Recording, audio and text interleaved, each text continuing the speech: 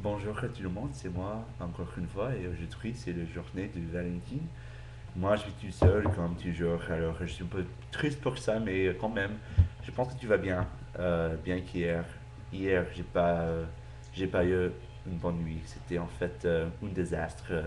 Je vais pas le raconter parce que c'est trop triste à dire. Mais aujourd'hui, je veux parler un peu des Américains et comment ils essaient de prononcer le français parce que ici c'est très difficile de lire et de prononcer le français.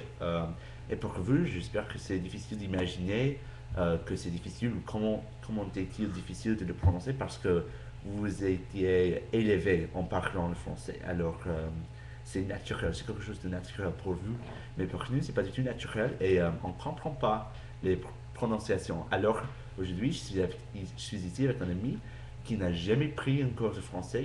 Il sait peu de mots en français, peut-être un petit peu comme bonjour ou je m'appelle, ou quelque chose comme ça. Et moi, j'ai écrit 3 lignes. Et maintenant, il va essayer de lire ces 3 lignes pour que vous puissiez voir comment c'est difficile de prononcer le français. Alors, voilà, il va bien. Alors, il s'appelle Alex aussi. Moi, j'appelle Alex. Il s'appelle Alex aussi.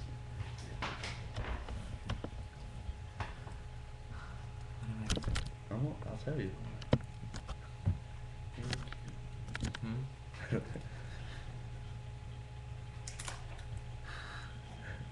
Euh, um, je vais manger le petit déjeuner avant de partir pour la fête. Ils aiment bien aller à l'église.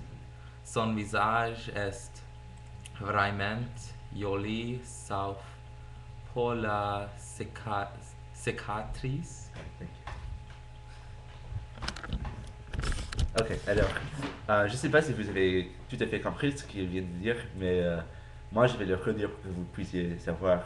Les premières, c'était je veux manger le petit déjeuner avant de partir pour la fête. Et en fait, c'était pas mal son prononciation de ça. Mais le deuxième, c'était il aime bien aller à l'église. Et en fait, c'est très difficile pour nous de comprendre pourquoi on ne prononce pas les ENT après les mots comme il aime, il pluriel, aime. On ne comprend pas pourquoi est-ce qu'il y a ces lettres qu'on ne prononce pas. Ça fait pas du sens pour nous. Et puis le troisième, c'était son visage est vraiment joli, sauf pour la cicatrice. Je sais pas, moi j'ai créé ces phrases et je sais pas pourquoi je choisis. Alors, j'espère que euh, vous avez aimé ce vidéo.